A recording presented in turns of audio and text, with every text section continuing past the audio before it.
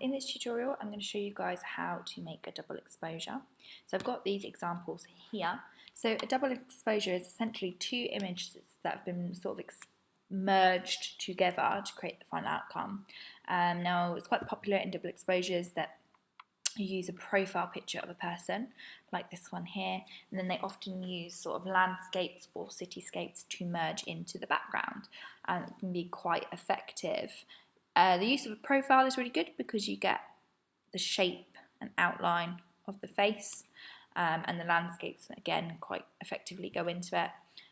If you use a profile picture, you tend to, if you use a forward-facing picture, you tend to not be able to see sort of the eyes and nose, like in this one here, but you can also do really cool effects of both of them, where you have like this cutout style, or again, this one here, we have it merged in. Now, there are lots and lots of different ways of doing a double exposure. Some more advanced than others, but I am going to be just showing you guys a shortcut way of doing it for now, and if you later want to come back to it and do it again, I can show you a slightly alternate version. So for this tutorial, you'll obviously need two images. You'll need a profile picture of a person, and then you'll also need the image that you are sort of merging it with. Okay, so a background picture, if you will, of a landscape or something like that. Okay, so once you've got your two pictures, so I've got this landscape picture and a beard picture here, you can drag both of them onto your PS, your Photoshop, and it should open them back up in there. So obviously I've got this one here, and I've got this version here. Now you can do them both in colour, however it's better if you use a black and white image for the profile and then a colour image, or a black and white image again for the sort of background. So to start with, what you're going to need to do is get your profile picture, and we're just going to edit this. So I'm going to turn this black and white. So adjustments, we go to image, adjustments, black and white. Obviously, if you've already got a black and white image, you can keep it as it is, and you can obviously just have a play with some of the bits if need be. Just press OK there. I'm going to sort of crop out this part here because I don't need it all either. And I'm just going to flip it so he's facing the other way because I think it would look a bit better. So,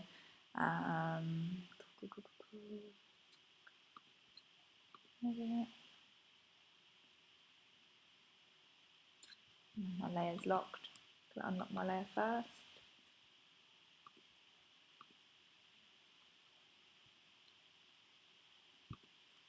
There we go. So I'm going to use something up here that is called levels, just to bring out some of the sections. So what we're going to be doing is we're going to be turning him into a brush. Now we did brushes the other day, so you should be sort of okay in creating a brush. If you have an image with a white background, it might be much easier to cut them out and turn them into a brush. But if you remember, we use the quick selection tool or the magic wand tool to select the area that we're turning into our brush. So here, I just select his face. When you use the levels, you can make kind of the white really stand out so it doesn't automatically do this jump kind of here. And that's because it's trying to automatically detect the pixel colour change, but it can't, especially here because it's got very similar colour. So I'm just going to go back to the minus and see if I can rub some of that out. Go a bit more carefully here. And back again. There we go, that's probably good enough. Okay, and remember to make a brush. Oh, actually I've missed out part of his nose. Make my brush a little bit smaller. So again, make sure you get all the bits that need be. And you know, click in and out. Make your brush bigger or smaller, depending upon sort of where you're going. And you can zoom in, get it more spot on. There you go, that's probably a little bit better.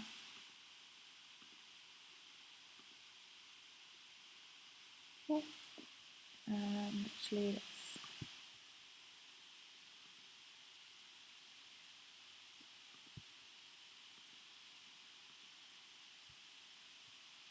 Okay, I'm not too worried about some of the other bits on there. That will kind of do for now.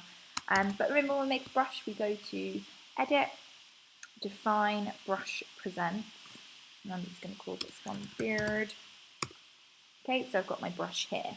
Next, we are going to create a new document. So a new A4 page will do. So again, remember, if it doesn't come up immediately, you can go to Print and then A4, create your page. Now we're going to go to our forest image, to our Move tool, and we are going to drag our image. Ooh, so I'm just going to unlock the layer. Let's do that first. Just double click on the padlock, and I'm going to pick up and drag my image onto my A4 page. Now if it comes up really small, we can press Command T, which is our transform, hold down Shift and resize it. Okay, and we want that to make that image the whole page. So I'm going to make my image really, really big. Doesn't matter if it goes across the entire page. Currently it looks pixelated, but when I press enter, there we go, you can see it coming in. So I'm going to kind of put mine there. You can see that, and obviously you can move it sort of where you want.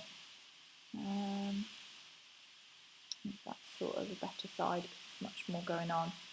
Okay, so once you've got your image, you can come down to this little sort of rectangle with a circle in it.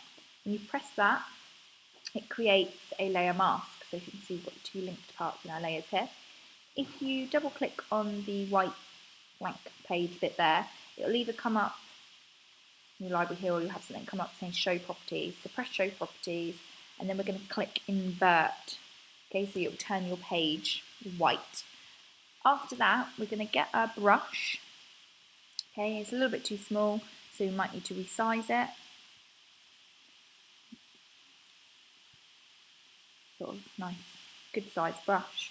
Now you can adjust the opacity and the flow of your brush, and you're just going to stamp your brush over your image. Okay, so if you can see there, I've merged my brush in with the image, and you've got the two merged together. So that's come out quite nice, quite effective. What I could then do is I can unlink these two by clicking the middle one, and I could then make adjustments to each of the layers. So I could click on either one of them. So if I'm clicking on this bit, it's the brush, and I could go to Edit, also Image, Adjustments, Brightness and Contrast, and maybe I want the brush to stand out a bit more. So I could lower these bits, make it higher or lower depending upon how much I want in there.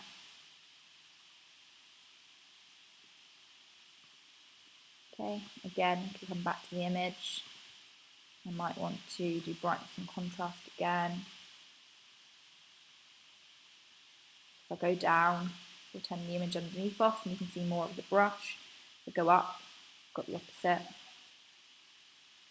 Decide where I want it.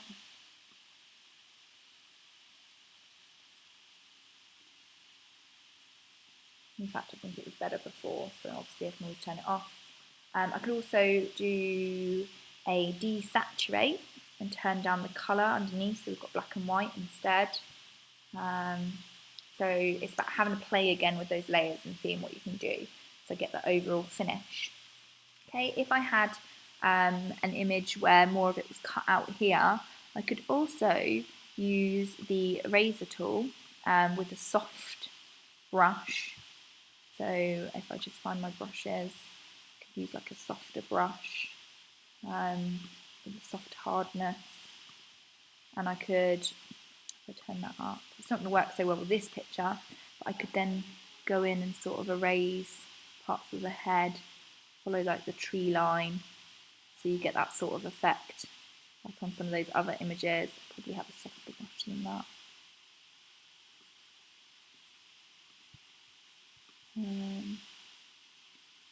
You get the sort of tree line coming up over the head. Select that whole area there. Ooh.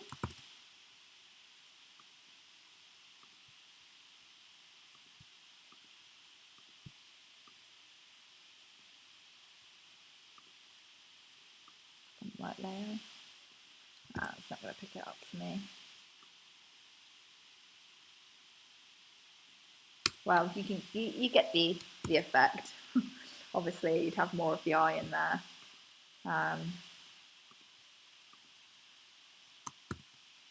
You know, you can erase parts out, depends on the picture, but I've not picked a really strong image to cut the tree bit out, but you know, the ones that look a bit more like this. So obviously you can come in and cut parts out so you get this sort of effect. Okay.